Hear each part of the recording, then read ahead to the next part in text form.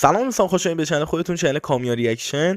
من قبل اینکه رکورد رو شروع کنم، چون وسواس داشتم، 3 دور رکورد رو چک کردم که مشکلی نداشته باشه، که حالا ضبط نکنم بعد ببینم که رکورد نشد. چون 2-3 بار، یه بار سر ترک تورگه شایع این اتفاق برام افتاد، یه بارم سر یه ترک دیگه این اتفاق برام افتاد و متاسفانه رکورد نشد و دیگه دوباره را ضبط نکردم، چون همون ریاکشن اولین ریاکشنی که به ترک داریه که خفن و جذاب میشه.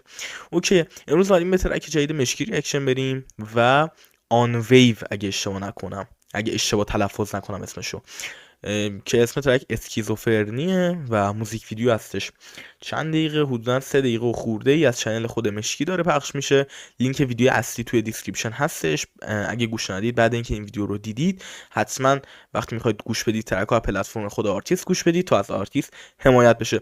برو بریم شروع کنیم، بیش از این صحبت نکنیم. یه ترک قبلش داده بود، یعنی با فاصله 3 روز 2 تا ترک داد مشکی که اون ترک 2 دقیقه بود و من گفتم حالا نیم ضبطش کنم و پشیمونم شدم که ضبطش نکردم، چون وقتی خودم گوشش دادم دیدم خیلی ترک خفنیه و ترک دپی بود. و کاورهای موزیک ویدیوها رو که با هم مقایسه می‌کردم، یه آقایی تو اون موزیک ویدیو بود که اینجام هستش، که اونجا نقشه فکر کنم اون روانشناس و تراپی و اینجور چیزا رو داشت بازی می‌کرد، اگه اشتباه نکنم، چون زیادم تا آخر ندیدم اون ترکو. فکر می‌کنم اینجوری بود. و الانم تو کاور این موزیک ویدیو من ایشونو دیدم. من نمی‌شناسمش، اگه میدونید کیه که تو این دوتا موزیک ویدیو هستش بگید حتما. بریم شروع کنیم، بیش از این طولش ندیم. وسط موزیک ویدیو یا آخرش، وسط ریاکشنمون، یه چیز مهم بهتون میگم. بریم جلوتر. خب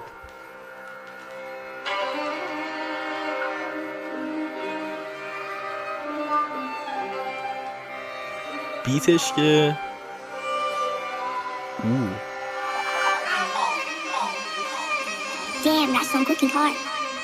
تو رو نمیدونم من این بیتشو با چی زدن؟ تو رو نمیدونم من یکی که رد داده کسخلم، هی گشتم و پیدا نشدش، فردا گم شدم، پر از وای به بدم، یه فاز بد داره کنتورم، هر بار حرفمو شنیده ریخته پشمای دکترم. اینا ها ببینید، یه لحظه. پر از وای به بدم، یه فاز بد داره کنتورم، هر بار حرفمو شنیده ریخته. اینا ایشون یه چند دور استاپ کردم، شرمنده که اینجا رو بیارم. مثلا اینجا شخصی که کنار مشکی وایساده من نمیشناسم، تو موزیک ویدیو قبلیش هم بود، اگه میشناسید حتما بگید. برو بریم، یه توضیحی هم داره داستانش، بگید که هممون با هم اطلاعات رپیمون بالا بره. برو بریم. شدش فردا گم شدم، پر از وای به بدم، یه فاز بد داره کنتورم، هر بار بیتی شد داداش.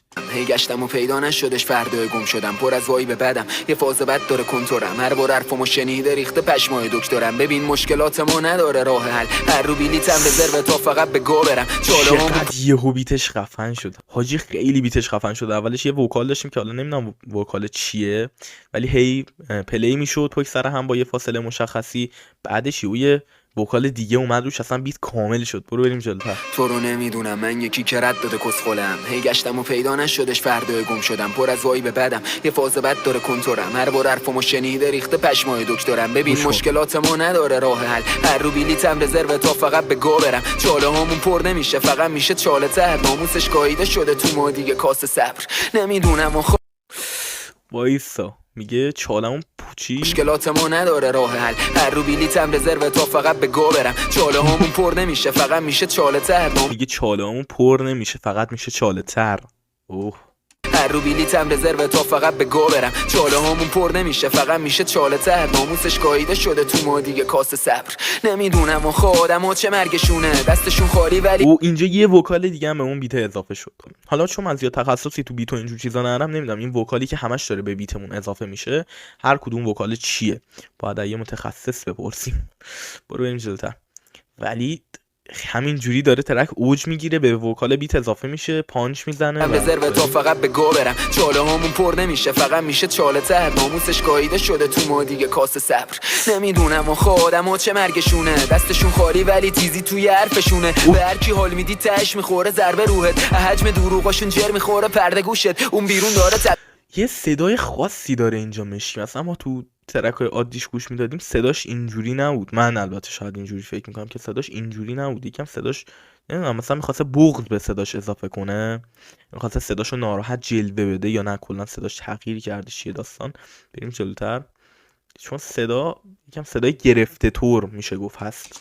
میدونم و خودم و چه مرگشونه، دستشون خالی ولی تیزی توی حرفشونه، به هر کی حال میدی اونم و خودم و چه مرگشونه، دستشون خالی ولی تیزی توی حرفشونه، به هر کی حال میدی تهش میخوره ضربه روحت، حجم دروغاشون جر میخوره پرده گوشت، اون بیرون داره تبدیل میشه به یه دیوونه خونه، تو روزا چیزایی میبینی شبا میسوزه روحت، کافیه یکیشون از جای زخم چیزی بدونه، میپاشه نمک فرو میکنه سیخو به جونت، حتی نمیشه دلخوشی برات خانوادت، اونا هم یه روز یه جایی میبینی خاره پاتن، مخصوصا وقتی دختری رفتارا ظالمانه است، پاتو کج بذار همه میکنم پاره پارت. خب اگه یه حرفی اینجا قشنگی زد.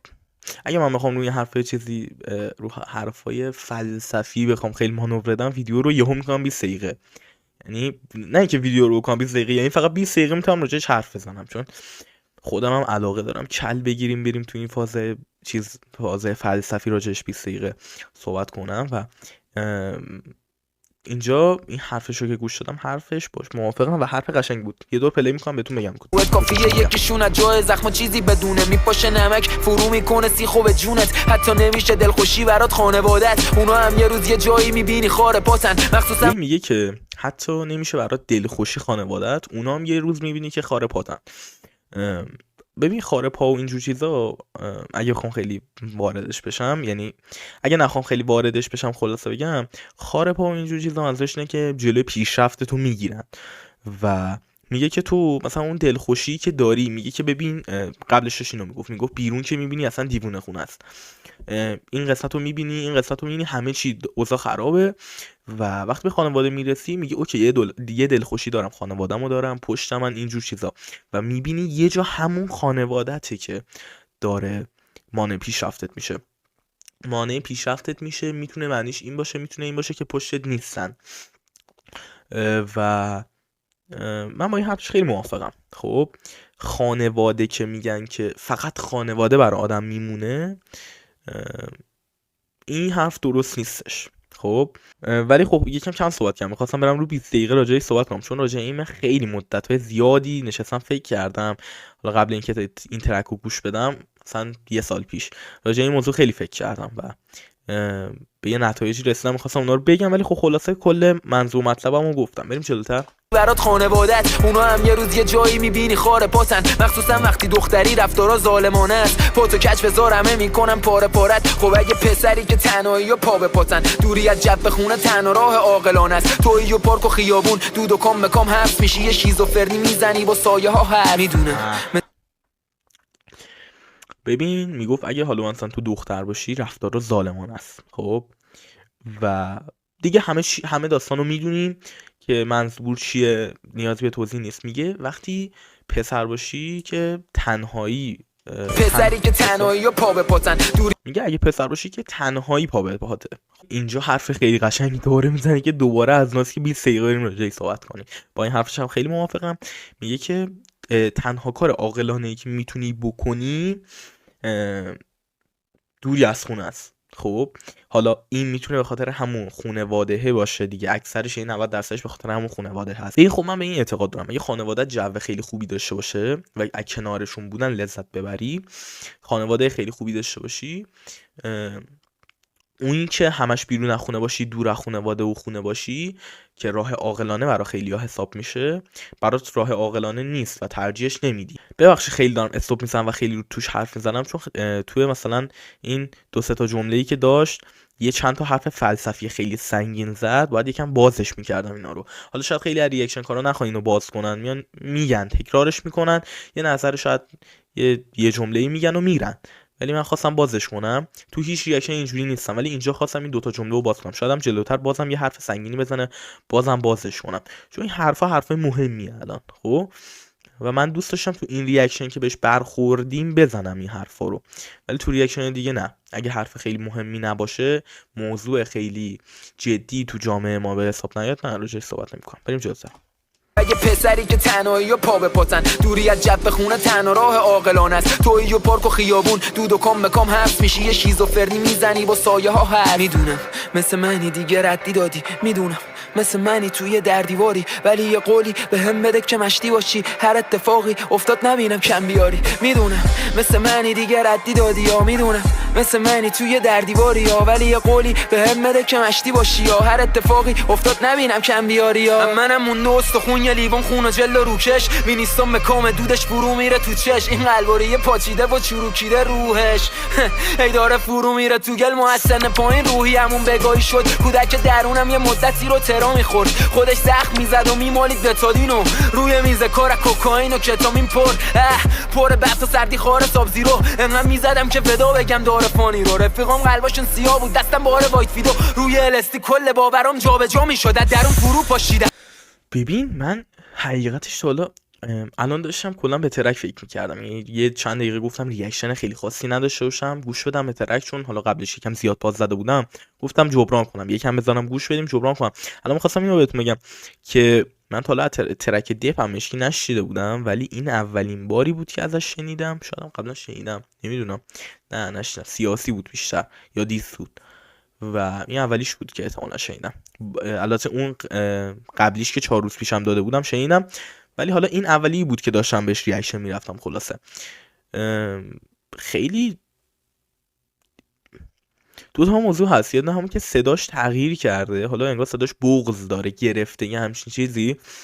یه دونه همین که فکر نمی‌کردم مشکی تو این سبک بتونه قوی باشه، یعنی مثلا تو ذهنم که فکر می‌کردم و خودم میگفتم مشکی با تصوراتی که تو اون ترک‌های سیاسی ازش داشتم، ورسا یکی ازش شنیدم، فکر نمی‌کردم بتونه تو ترک‌های اینجوری به این قوی ظاهر بشه، ولی قوی بود. بریم جلوتر. سیاه بود دستم بار وایت ویدو، روی الستی کل باورام جابجا میشد، درون فرو پاشیدم، اوضاع قمر در اغلب، چقدر خودم اوق زدم رو این دفتر و قی شدم، تو اون روزایی که نیاز داشتم یکی بمونه، زیر ازدحام تک تک این رفتن و له شدم. سگ تنهایی شرف داره به جمع آدماش، وقتی پشت صورت همشون یه گرگه هاره، انقدر بی‌حوصله‌ام انقدر بی‌عصابم، جدیدن هرچی میشه فقط میگم قصه خارش. میبینی مثل خودتم یه متلاشی، یکی که پکره کرخت حالش رو برانی، با همه حال خونیام و همه حال بدم، حتی دلم میخوام تو سریعتر رو براشی، میدون مثل منی دیگه ردی دادی، میدون. وای حاجی اصلا چقدر قشنگ گفت، چقدرم، یعنی اون لحظه‌ای که داشت این جمله رو میگفت من داشتم یه لحظه دقت میکردم، چون اینجور جاها میدونم که بیت صداش میاد پایین، میخواد یه پانچی بزنه، یه حرف خیلی مهمی بزنه، چقدر صداش اون بغضه که گفتم تو صداش معلومه صدای مشکی نیست، انگار اون بغضه یهو زیاد شد، انگار یعنی یکم دیگه ادامه میداد اشکش میریخت و خیلی بغضه تو صداش یهو، اصلا انگار داره اون جمله رو با تمام احساسات میگه. گوش کن اینجا رو بگم حالا چه جمله ای. یکی که پکره کرخت حالش رو برانی، با همه حال خونیام و همه حال بدم، حتی دلم میخوام تو سریعتر رو براشی، میدون دیگه با تمام حال بدی که دارم از ته دل میخوام سریعتر رو براشی تو، یعنی خودم در درجه اول برای خودم مهم نیستم، خونیام و همه حال بدم، حتی دلم میخوام تو سریعتر رو براشی، میدون مثل منی دیگه ردی دادی، میدونم مثل منی توی در دیواری، ولی یه قولی بهم بده که مشتی باشی، هر اتفاقی افتاد نبینم که کم بیاری. آفرین خیلی. اصلا این اجرای این قسمت از موزیک ویدیو رو، این جمله‌ای که بهتون گفتم، هم اجرای ورسش هم اجرای موزیک ویدیوش بی‌نظیر بود، یعنی موزیک ویدیویی که سینک بود و ورسش بغض خاصی داشت که انگار داره با تمام احساس میگه، اون لحظه‌ای هم که داشت میگفت داشت میافتاد رو دو زانو، اصلا خیلی قشنگ شده بود. بگم بریم جلوتر، تمام شد فکر کنم ترک، شاید هم ادامه داره. مثل منی وای که میره تو تمام وجودت.